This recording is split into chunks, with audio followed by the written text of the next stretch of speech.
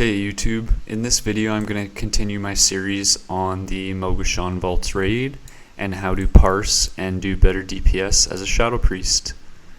Let's go! I'm just going to put up a few screenshots here of my consumables, talents, glyphs, my gear, just so you can see that. The only thing different with your talents is for Elegon you're going to want to take Cascade, and the reason for that is because in the, I don't know what it's called, the ball phase, I guess, if you immediately use your Cascade on your ad, it's going to hit every single other ad and do just like a shitload of damage.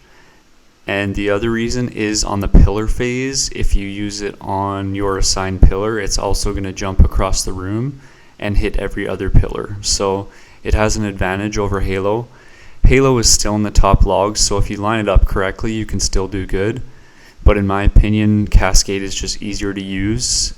I'm just going to mention strats here because they do matter. If your group is only getting one set of pillars and then killing the boss, you're going to have an easier time parsing just because the boss goes down sooner and most likely you're going to have more stacks. So if you're getting two pillar phases and then having to stack and kill the boss, you're likely going to be behind on the logs. So just keep that in mind. And then what you're going to want to do after that is start some drama with your raid leader and tell them to get better strats. So the three main things that you need to focus on in this fight is your positioning, your uptime with the buff, and then how many stacks are on the boss. These three things are going to have the biggest impact on your DPS. And then obviously just doing your rotation properly.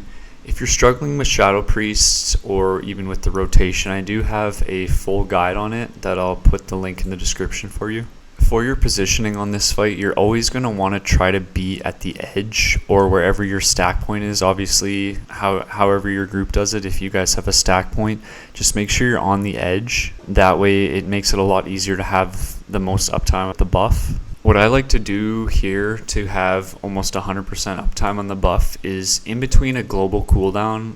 It has to be an instant spell though, it can't be a spell with a cast time, so Shadow Word Pain, Devouring Plague, Cascade, Shadow Word Death, stuff like that. In between the global cooldown, as soon as you hit that spell, you can weave in and out of the platform as long as you're super quick with it, and like I said earlier, your positioning, you have to be right on the edge. There's also a trick here too. You can stand somewhere right on the edge of where the platform shifts into like the other realm or whatever. You can actually just jump and it'll reset your stacks.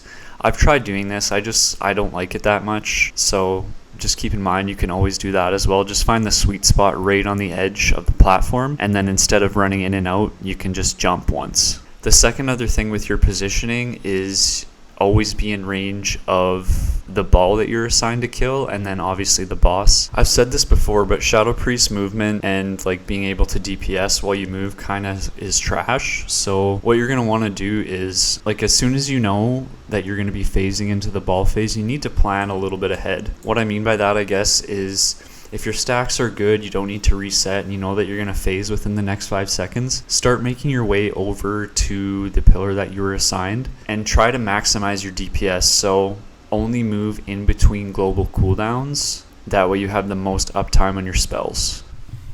When the boss changes in between phases and the floor is about to despawn, you're going to stay in as long as possible, but obviously don't stay in too long. But you can pretty much stay in until the boss goes immune to damage, but you need to be right on the edge because as soon as that happens, you need to get the fuck out, or else, you know. You're going to want to save your second potion for execute phase and when the boss has the most stacks, and then as you're killing the second set of balls, the boss is in execute range and has the most amount of stacks. Pro tip, you can proc your Twist of Fate from Vampiric Embrace. You have a lot of uptime on Twist of Fate in this fight anyway, but you can definitely min-max this, so I'd recommend you use it when you know there's no ads coming for a little while, and if you can find a time where somebody in your raid is going to be below 35%, that'll just give you a little extra uptime on your Twist of Fate. That's going to be it for this video. Thank you so much for watching, and like, comment, and subscribe.